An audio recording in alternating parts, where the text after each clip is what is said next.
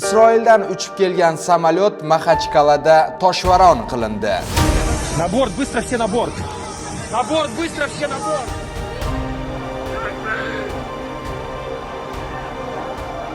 Vladimir Vladimirovich Putinga Falastinning bolalari murojaat qildi. الاتحاد الروسي فلاديمير بوتين الموقر نحن أطفال غزة من وسط الركام ومن قلب غزة الحب. O'zbekiston Respublikasining harbiylari g'olib bo'lib chiqdi.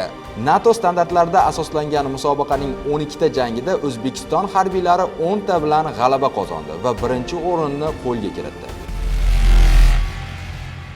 Barchangizga assalomu alaykum. Sizlar bilan Kemina Hamrakulov Mirolim. Siz Uzbom TV kanalini tomosha qilmoqdasiz. Aziz obunachilar, bugungi video rolikimizda biz sizlarga kechagi va kechqurungi bo'lgan xabarlar va ertalabga yaqin xabarlarni sizlarga tanishtirib o'taman. Va shu orada aziz obunachilar eslatib o'taman, eng qaynoq va qiziqarli xabarlar o'zingiz bilasiz, Uzbom TV YouTube kanalida obuna bo'lishda davom eting va video rolik ostiga like bosishda ham davom etsangiz bo'laveradi. Telegram sahifamiz opisiya va kommentariyada o'tib obuna bo'lib qo'ysangiz, siz har soniyada yangi xabarlardan xabardor bo'lasiz. Aziz obunachilar, siz bugungi xabarlarimizga tayyormisiz?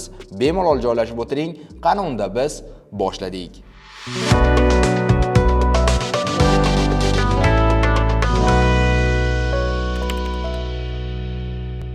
30 sekundlik reklamamizdan so'ng biz sizlar bilan 29-oktyabr kuni tunda bo'lib o'tgan hodisa haqida gaplashmoqchimiz. Ushbu hodisa Rossiya Federatsiyasining ko'plab fuqarolarini prям hayron qoldirdi. Nimaga deysizmi? Maxachqalada namoyish yuz berdi. Ushbu namoyish Rossiya Federatsiyasida emas, yoki boshqa davlatda bo'layotgan chog'i. Nimaga deysizmi? Chunki namoyishchilar yuzlarini bekitib, Falastinni ozodligini so'rashdi va Maxachqalaning aeroportiga hujum qilishdi. Aeroportning ograjdeniya, ya'ni to'siqlarini buzib kirishadi va eshiklarni sindirib kirishadi va politsiya xodimlarining mashinalarini ontar-to'ntar qilishadi. Va qarabsizki, ular bunt ko'taradi. Sabab nima desangiz, hozirgi kundagi xabarlarga qaralganda, Isroil hukumatidan samolyot Maxachqalaga qo'ngan va ularni hammasini, birortasini ham o'sha Maxachqalaga kirishlikni xohlashmagan. Lekin u yerda yevreylar bo'lganmi yoki yo'q, video rolikda bilib olamiz.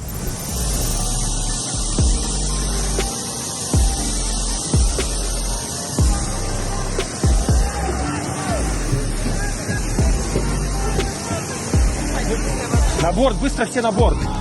На борт, быстро все на борт!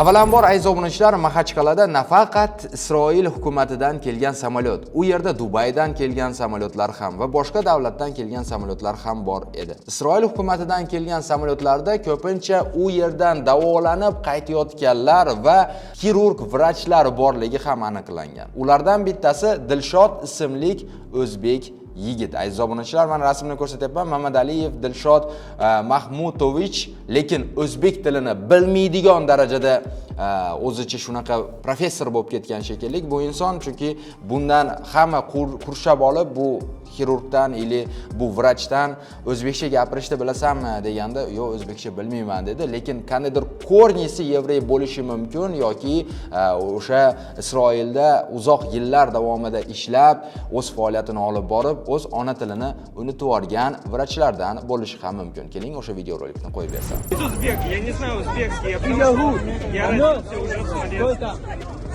Что ты служишь? Смотрите, что мимо нас не прошли! А? Ты что здесь наебать решил, что ли?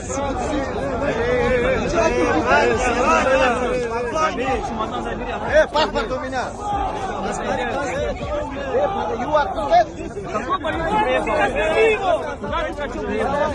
Решение будет. Куда он поехал? Куда он поехал? Какую больницу спросить у него?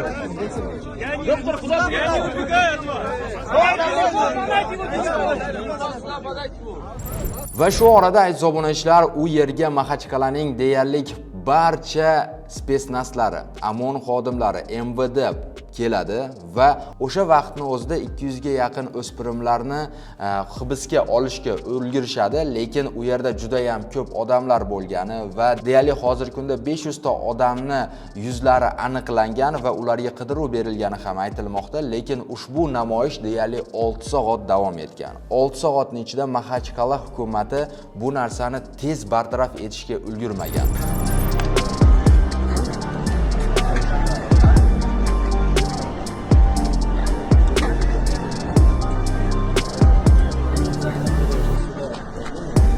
Keyingi xabarlarimizga o'tamiz. Aziz obunachilar, G'azo sektorida oxirgi 3 hafta ichida 2019-yildan to 2023-yilgacha o'sha mudhish hodisalarda vafot etayotgan bolalarning o'limidan oshiq rekord o'rnatildi.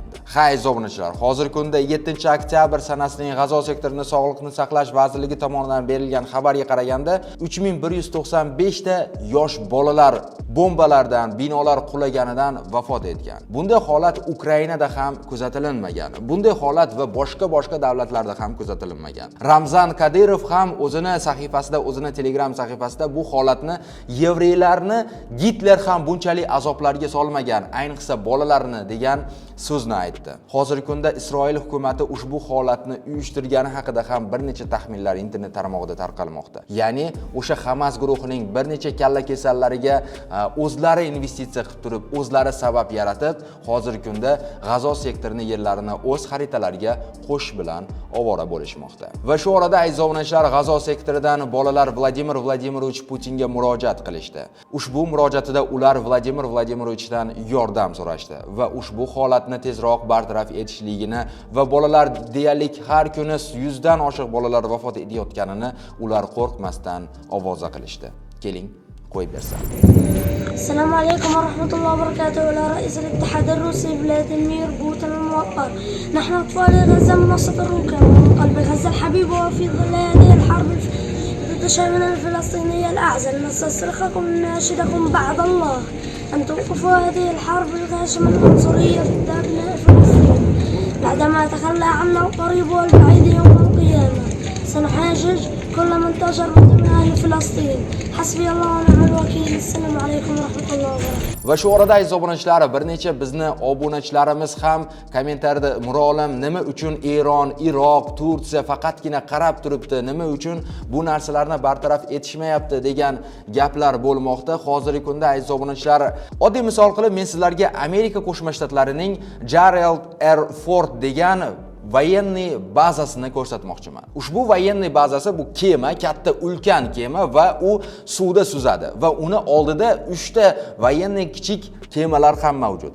Bir vaqtning o'zida ushbu kemalar 8,5 mingta Tomahawk raketalari bilan udar qilishi mumkin agarda ushbu ulkan kemaga hujum bo'lsa. Va ushbu kema o'sha Gerald R. Ford kemasining ichida 90 ta kuchlik hozirgi kundagi zamonaviy 4-pokoleniyadagi istribitellar mavjud. Va ushbu istribitellar bitta shaharni bemalol yer bilan yakson qila oladi.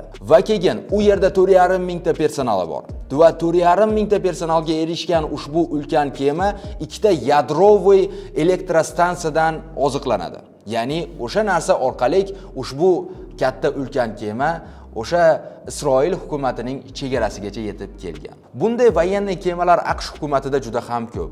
U nima sababdan Isroilning chegarasiga olib keldi degan sabablarga kelsak, bu Eronni va Turkiya davlati va boshqa davlatlarni ushbu jangga qo'shilib ketmasligini oldini olish uchun. Ya'ni Suriya bordir va boshqa davlatlar. Agarda ular G'azo sektoriga yordam qilsa, AQSh hukumati bunga qarab turmasligini va bu военный bazalarni olib kelib qo'ygani ham bejiz emasligini mutlaq ko'rsatib qo'ygan. Va shu orada aziz obunachilar, endi hozirgi kunda juda ham ko'p musulmon davlatlar faqatgina tanqid qilish bilan ovora. Faqatgina ushbu holatni qoralash bilan va agarda bunday qilsa biz bunday qilamiz, agarda Suxoputniy vayskalarini olib kirsa, ya'ni quruqlikda hujum qilsa, biz ham qarab turmaymiz deyishib turib, faqatgina qarab turish bilan ovora. Lekin G'azo sektorining Hamas guruhi ham oddiy askarlar emas. Ularning hozirgi kundagi yerto'la yo'llari bu butun dunyoda yo'q yerto'la yo'llari G'azo sektorida joylashgan. Ha azizlar, bular yillar davomida ushbu yerto'lalarni shunchalik kuchli darajada kavlashganki, bemalol bitta tank u yerda yura oladi.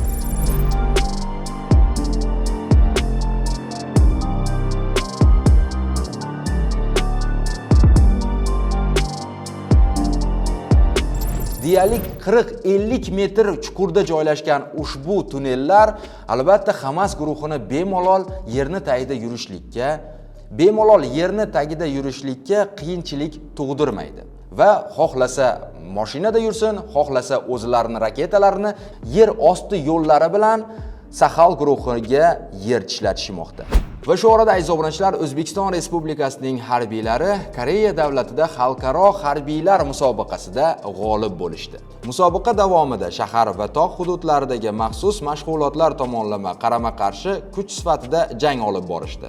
NATO standartlarida asoslangan musobaqaning 12 ta jangida O'zbekiston harbiylari 10 ta bilan g'alaba qozondi va birinchi o'rinni qo'lga kiritdi. Ikkinchi o'rinni AQSh egallagan, uchinchi o'rinda esa Koreya hukumati egallagan. Aziz obunachilar, bu harbiylar hozirgi kundagi bellashuvi, bu butun dunyoda bo'lib o'tadigan bellashuvda O'zbekiston Respublikasi bayrog'i yanada yuqorilarga ko'rsatilgan va hozirgi kunda bejiz emas, O'rta Osiyoda O'zbekiston Respublikasining harbiysi vishshiy urovenda, ya'ni yuqorilarda turish mana oddiy misol shunday bir musobaqalarda ko'rib guvohi bo'lyapmiz. Aziz obunachilar, siz harbiylarimizni qo'llab-quvvatlaysizmi? Albatta kommentariyada izohlar bilan yozing va video rolik ostiga like bosishni ham unutmang. Oxirgi xabarlarimiz va qiziqarli xabarlarimiz shulardan iborat bo'ldi. Kelgusi video roliklarda ko'rishguncha sog' bo'ling, omon bo'ling.